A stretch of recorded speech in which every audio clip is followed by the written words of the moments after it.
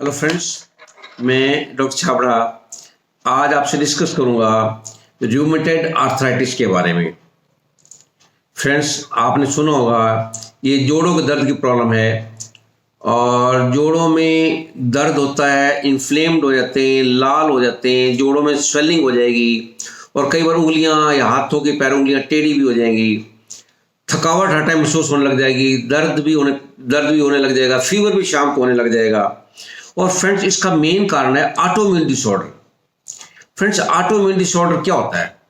Friends, क्या होता है हमारी बॉडी में एक हमारी डिफेंस के लिए, हमारी बचाव के लिए एंटीबॉडीज बनती हैं। एंटीबॉडीज का मतलब क्या होता है कि जब बाहर की कोई आइटम, फॉरेन आइटम जैसे कि बैक्टीरिया, वायरस, कुछ जर्म्स हमारी बॉडी में है, उसको किल करने के लिए आर्मी बनाई जाती है। मगर कई बार वो एंटीबॉडीज उस बाहर के आइटम को ना खा के, उनको नुकसान न पहुंचा के अपनी बॉडी के सेल्स को डैमेज करने लग जाती है, उसको ऑटोइम्यून डिसऑर्डर बोलते हैं। ये प्रॉब्लम जो है रूमेटॉइड आर्थराइटिस मेनली उसकी वजह से है। तो फ्रेंड्स, मैं ऑरिकुलर का प्रोटोकॉल बताने से पहले कुछ बेसिक बातें डिस्कस करना चाहूँगा जो हर ट्रीटमेंट में यूज होंगी। फ्रेंड्स, हम ऐसे ऑरिकुलर सीड्स आते हैं मार्केट में, आप इन सीड्स को लगाते हैं। इन सीड्स को जिम्मी की मदद से यहाँ से सीड को उतार लेंगे और जहाँ भी लगाना है, जहाँ भी हम डिस्कस करेंगे, मान लीजिए मैंने यहाँ लगाना है तो इसको यहाँ ऐसे प्रेस कर देंगे, ये लग जाएगा। स्किन कलर का है, दिखता नहीं है और आमतौर पे 5 से 7 दिन तक आराम से लगा रहता है। उसके बाद आप इसको बदल देंगे। आप जिस दिन बदलना है, पेशेंट को बोलना जिस दिन बदलना है उससे पहले एक रात को इसको उतार दें और मान लो कान पे लगाया, उसको हल्की से मसाज करें, ऑयल से मसाज करें ताकि उसका पुराना इफेक्ट खत्म हो जाए और फ्रेश सीड लगाने लायक हो जाए। फ्रेंड्स, ये था ऑरिकुलर सीड्स के बारे में। फ्रेंड्स, ऐसी एक नीडल्स भी आती हैं, ऑरिकुलर नीडल्स आती हैं, आप मार्केट से ले सकते हैं। ऑरिकुलर नीडल्स हैं, उसके अंदर इस तरह की नीडल्स निकलेंगे, इस तरह के पैकेट निकलेंगे और पैकेट में इस तरह की नीडल हैं। और आपको मैं एक नीडल निकाल के दिखाता हूं। ऐसी नीडल होती हैं, आप इसको, एक शाफ्ट है, आगे नीडल लगी हुई है, आप जहां लगाना चाहें लगा सकते हैं। मान लिया आप यहां लगाना है, आप इसको यहां पर ऐसे लगा सकते हैं, मगर ये आप तभी लगाएंगे जब आपको इसकी का एक्सपीरियंस होगा, इसका प्रैक्टिकल आपने किया होगा या इसको सीखा होगा। तो हेलो फ्रेंड्स, कोई भी प्रोटोकॉल बनाने से पहले एक स्टैंडर्ड फार्मूला है, स्टैंडर्ड ट्रिक है। अगर वो आप लर्न कर लेंगे आपको सीक्वेंस याद आ जाएगा और कभी आप सीक्वेंस भूलेंगे नहीं, कोई पॉइंट स्किप नहीं होगा। अगर स्किप हो भी रहा है तो आपको फार्मूला याद करके अपने आप आ जाएगा। फ्रेंड्स, फार्मूला लॉस से बचे, LOSS loss. L means local point, O means organ, S means spine point और सेकेंड S का मतलब सबकोर्टेक्स। फ्रेंड्स, फिर बात आती है ब्रेन, B फॉर बचे, B for brain, CH means chakra, second H का मतलब हेलिक्स, E फॉर एलिमेंट। फिर बचा से को हम बाद में लेंगे। S means special point, E means experience point. ये 10 पॉइंट्स प्रोटोकॉल है और फ्रेंड्स, ये 10 के 10 पॉइंट लगाने जरूरी नहीं है। आपको पॉइंट इससे कम भी लगाने पड़ सकते हैं, इससे ज्यादा भी लगाने पड़ सकते हैं। आपने अपनी विजडम लगानी है कि आपको कौन सा पॉइंट लगाना है। अब हम डिस्कस करेंगे रूमेटॉइड आर्थराइटिस में पॉइंट्स कौन कौन से लगाने हैं। सबसे पहले बात करें लोकल पॉइंट की। फ्रेंड्स, इसमें रूमेटॉइड आर्थराइटिस में कोई फिक्स पॉइंट नहीं कहाँ लगाना है, ये डिपेंड करता है कि आपको, जो पेशेंट को प्रॉब्लम कौन से जॉइंट्स में, हाथों के जॉइंट्स में, पैरों के जॉइंट्स में, घुटनों में, वो कहाँ पर है। आपने कॉमन सेंस लगा के पेशेंट से पूछ के लगाना है। मैं कुछ एग्जांपल साइड करता हूँ। फॉर एग्जांपल, उसको नी में पेन है, नी पेन में एक्सटर्नल नी, इंटरनल नी और नी जॉइंट, ये तीनों पॉइंट लगा देंगे। फॉर एग्जाम्पल, उसको एल्बो में है या शोल्डर जॉइंट में है, ये फ्रेंड्स इसके सामने शोल्डर जॉइंट है। अगर शोल्डर जॉइंट में यह लगाएंगे, एल्बो में यहां लगाएंगे, रिस्ट में यहां लगाएंगे और फिंगर में यहां लगाएंगे। Shoulder joint, elbow, wrist, finger, इस पॉइंट के बारे में बाद में डिस्कस करूंगा। तो जहां भी पेन है, आप लोकल पॉइंट देख के वहां आपने पॉइंट लगाना है। इसके लिए ऑर्गन्स रिस्पॉन्सिबल कौन से हैं, क्योंकि इसमें बोन्स भी इन्वॉल्व हैं, मसल्स भी इन्वॉल्व हैं और ब्लड भी इन्वॉल्व है। तो किडनी, लिवर और स्प्लीन, 3 इसमें ऑर्गन रिस्पॉन्सिबल हैं। किडनी की बात करें, ये स्टोमक था, ये ड्यूडेनम के ऊपर किडनी, और लिवर, स्टोमक से इधर ऊपर लिवर है और नीचे स्प्लीन है। तो किडनी, लिवर और स्प्लीन तीनों पॉइंट हमने लगा दिए। फिर बात आती है स्पाइन पॉइंट्स की। किडनी के स्पाइन पॉइंट्स है T10 T11, T10 T11। अगर नीडल लगाते हैं एक लग जाएगी और ये लगाते हैं दो लग जाएंगे। और लिवर के T5 और स्प्लीन का T8, ये आपको spine point T5, T8, T10, T11 लगाने हैं। अब बात करें सबकॉर्टेक्स की। वेस्कुलर सबकॉर्टेक्स, फ्रेंड्स ये वेस्कुलर सबकॉर्टेक्स है और ये वेस्कुलर सबकॉर्टेक्स है और ये डाइजेस्टिव सबकॉर्टेक्स है। आपने दोनों लगाने हैं। फ्रेंड्स बात करें ब्रेन चक्र, ब्रेन कोई लोब इन्वॉल्व नहीं है आर्थराइटिस के अंदर। फिर बात करें चक्रा की, रूट चक्रा, क्योंकि लेग्स बोन्स के अंदर प्रॉब्लम है, लेग्स के अंदर प्रॉब्लम है, तो उसके रूट चक्रा होता है सिंपैथेटिक, ये इंटरनल सिंपैथेटिक या एक्सटर्नल सिंपैथेटिक, कोई भी आप लगा सकते हैं। फिर बात आती है अगर हाथों में है तो उसके लिए आ जाएगा चेस्ट, ये आगा चेस्ट, हर्ट चक्रा यानी कि ये चेस्ट लग जाएगा।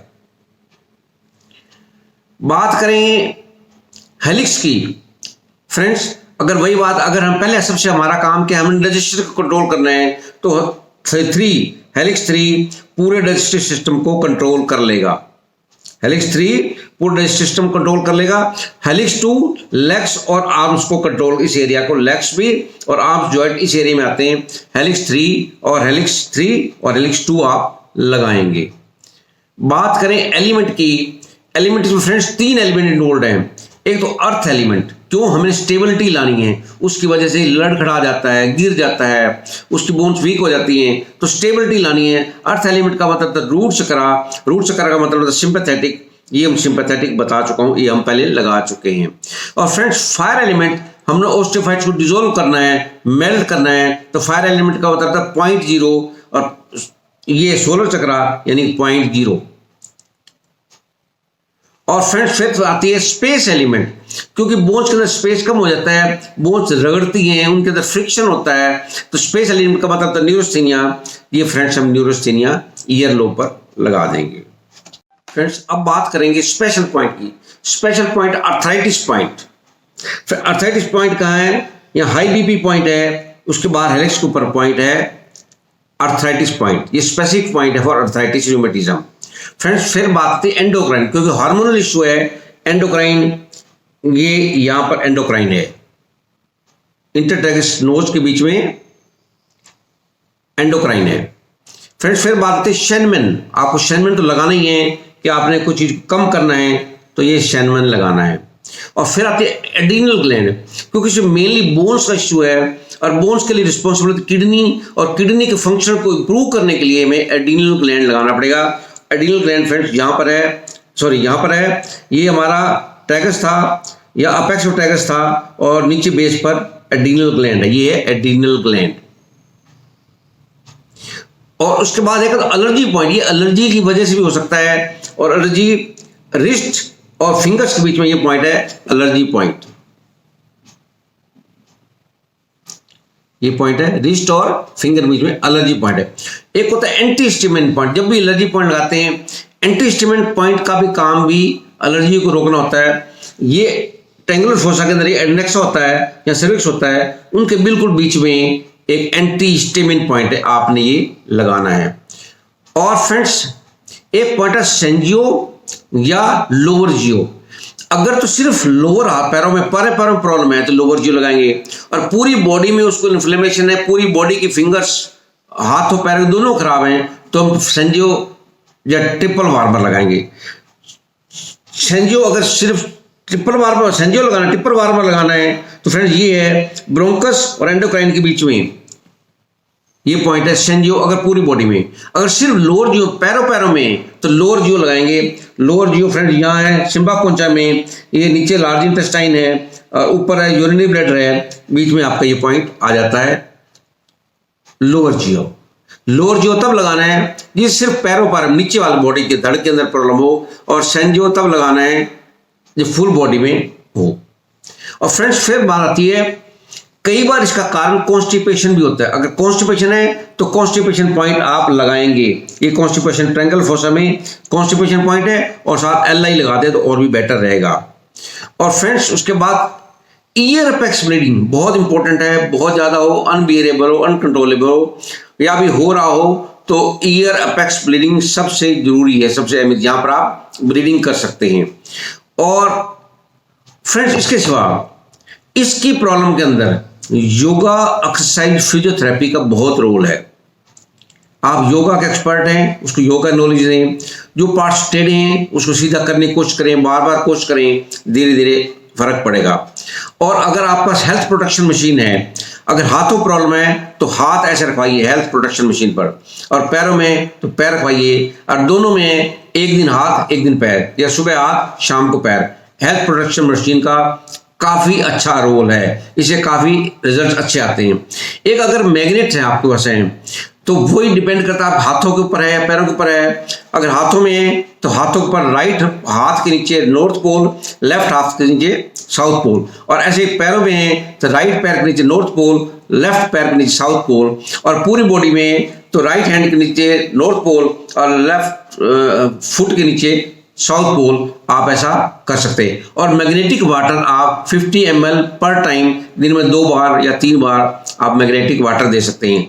और अगर आप एक्यूप्रेशर मशीन है आप उसके अंदर हाथ दे सकते हैं, मगर ये ध्यान रखना अगर टेढ़ी उंगली बहुत ज़्यादा हो प्रेशर मत दें, ऐसा ना हो उंगली के अंदर फ्रैक्चर होए। आप थोड़ा इसके बारे में केयरफुली और अलर्ट रहना है। तो फ्रेंड्स ये था आर्थराइटिस, रूमेटिज्म के बारे में। आज बस इतना ही। Thank you very much.